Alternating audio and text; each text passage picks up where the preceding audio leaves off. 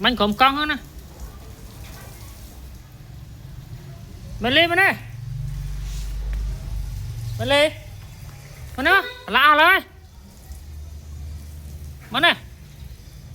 này và lạ lên trong phải ôn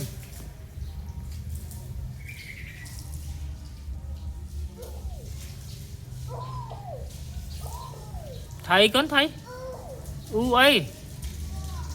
bong thế ấy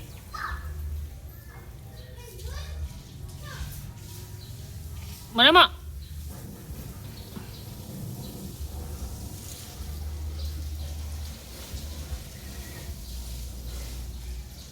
vậy thì bố bánh nữa cả chọn một á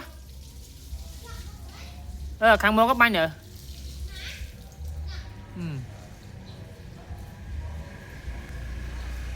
chăm còn ấy mơ mà cả nát ấy tuần nè mù bên đây mình Ba lì mau mù hả